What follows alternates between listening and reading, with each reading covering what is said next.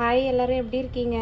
இன்றைக்கி மத்தியானம் நான் வந்து ஒரு 1/4 கிலோ போன்லெஸ் மீன் எடுத்திருக்கேன். இதை வச்சு ஒரு குழம்பு தான் வைக்க போகிறோம். இது வந்து கண்ணாடி கெண்டை ரோகு மீனுன்னு சொல்லுவாங்க.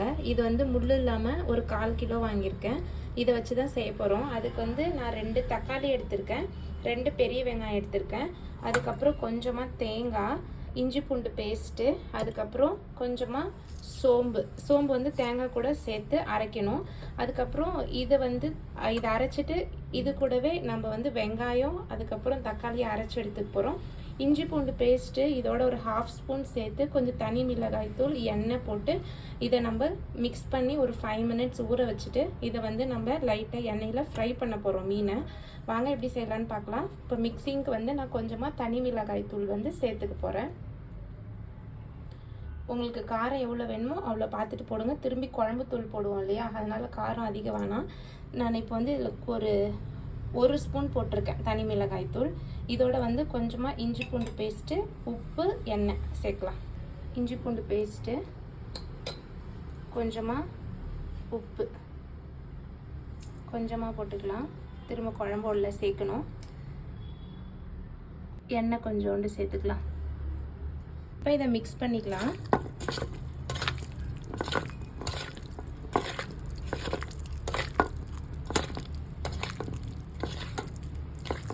உங்களுக்கு எந்த மீன் வேணுமோ உங்களுக்கு பிடிச்ச மாதிரி முள் இல்லாமல் எடுத்துக்கோங்க. இந்த முள் இல்லாத மீன் குழம்பு இது ஒரு மாதிரி டிஃப்ரெண்ட்டாக இருக்கும். குழந்தைங்க எல்லாமே நல்லா விரும்பி சாப்பிடுவாங்க இல்லையா முள் இல்லைன்னா, அதனாலேயே முள் இல்லாத மீன் வாங்கி குழம்பு வைக்கலான்னு செய்கிறேன். இப்போது இதை மிக்ஸ் பண்ணி வச்சாச்சு. ஒரு 5 நிமிஷம் இதை அப்படியே ஊறட்டும். அதுக்குள்ளே வெங்காயம், தக்காளி, தேங்காய் இதெல்லாமே அரைச்சி எடுத்துக்கலாம். நம்ம தேங்காவோட ஒரு 1/2 ஸ்பூன் சோம்பு சேர்த்துக்கலாம். இதை நம்ம ஒரு நல்லா கொரப்பு இல்லாமல் நைஸாக அரைச்சி எடுத்துட்டு இதோடவே தக்காளியும் வெங்காயம் அரைச்சி எடுத்துக்க போகிறோம். இது வந்து ஒரு ஃபைன் பேஸ்ட்டாக அரைச்சி எடுத்துட்டோமா. இப்போ வந்து நான் வானல் வச்சுருக்கேன். இது கூட வந்து இப்போது எண்ணெய் சேர்த்துட்டு நம்ம மீனை ஃப்ரை பண்ணி எடுத்துக்கலாம். எண்ணெய் சேர்த்துட்டேன். ரொம்ப டீப் ஃப்ரை கிடையாது, ஜஸ்ட்டு ஒரு 50% வேகிற மாதிரி ஃப்ரை பண்ணி எடுத்துக்க போகிறோம். எண்ணெய் காயிட்டும், நம்ம ஃப்ரை பண்ண போடலாம் மீனை. எண்ணெய் காஞ்சிடுச்சு. இப்போது நம்ம மீனை போட்டு பொரிச்சு எடுத்துக்கலாம்.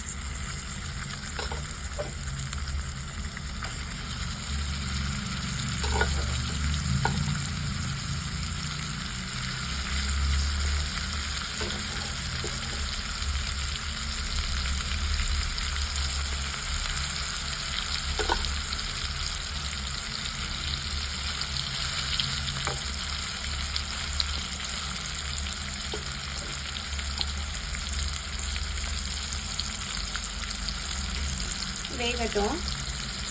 இப்போ இதை 1 by 1 திருப்பி போட்டு பார்க்கலாம்.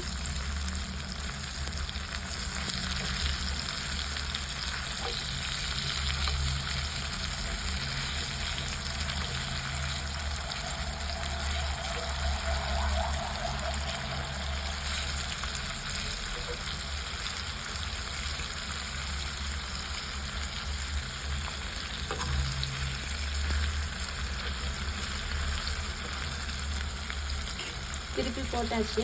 இதை வேகட்டும். அதுக்கப்புறமா இதை எடுத்துட்டு நம்ம எப்படி கிரேவி ரெடி பண்ணலான்னு பார்க்கலாம். மீனை வந்து பொரிச்சு எடுத்துட்டோம். இப்போ வந்து குழம்பு எப்படி வைக்கிறதுன்னு பார்க்கலாம். அது கூட நம்ம என்ன சேர்க்க போகிறோன்னு பார்த்தீங்கன்னா, சின்ன வெங்காயம் ஒரு 15 குட்டி குட்டி வெங்காயம் எடுத்திருக்கேன்.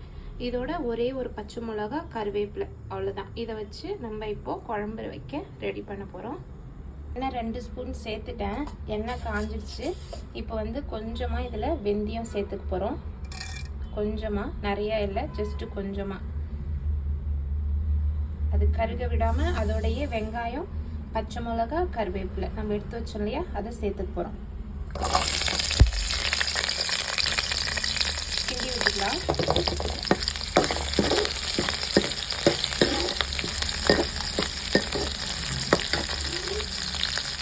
ஒரு 5 நிமிஷம் அந்த வெங்காயம் வதங்கி வரட்டும். வெங்காயம் வதங்கிருக்கு. இப்போ இதில் கொஞ்சமாக இஞ்சி பூண்டு பேஸ்ட்டு சேர்த்துக்கலாம். நிறைய வேணாம், கொஞ்சமாக.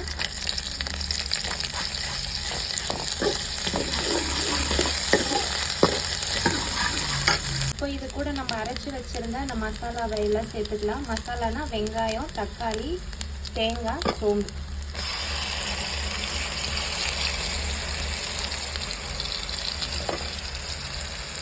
அதை கலக்கி அந்த தண்ணியை ஊற்றி மிக்ஸ் பண்ணிக்கலாம். அரைச்சி வச்சுருந்த தக்காளி வெங்காயம் சேர்த்துட்டோம் இல்லையா? இப்போ இதோட உங்களுக்கு காரத்துக்கு ஏற்ற மாதிரி வீட்டில் அரைச்ச குழம்பு தூள் சேர்த்துக்கோங்க. நான் இதால் 2 ஸ்பூன் சேர்த்துக்கிறேன்.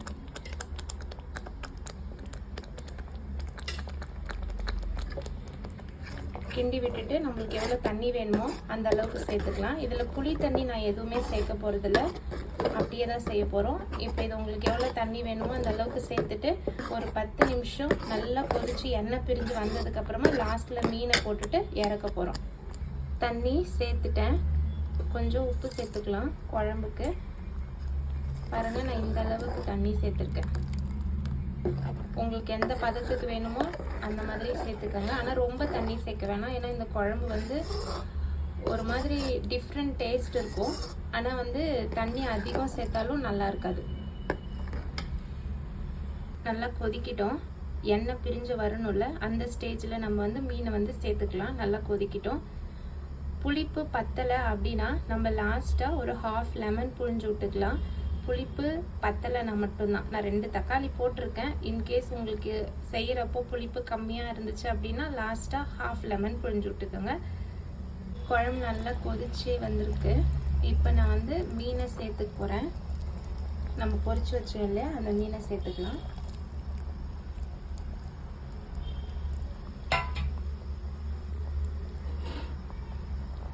சிம்லேயே வச்சுட்டு ஒரு 5 மினிட்ஸ் சிம்லேயே வைங்க. சிம்லேயே வச்சுட்டு கொஞ்சம் அப்படியே லைட்டாக கொதிக்கிட்டோம். லாஸ்ட்டில் கொத்தமல்லி தழை போட்டு இறக்கிடலாம். 5 நிமிஷத்துக்கு அப்புறம் இங்கே பாருங்கள், மீன் குழம்பு நல்லா எண்ணெய் பிரிஞ்சு சூப்பராக வந்திருக்கா.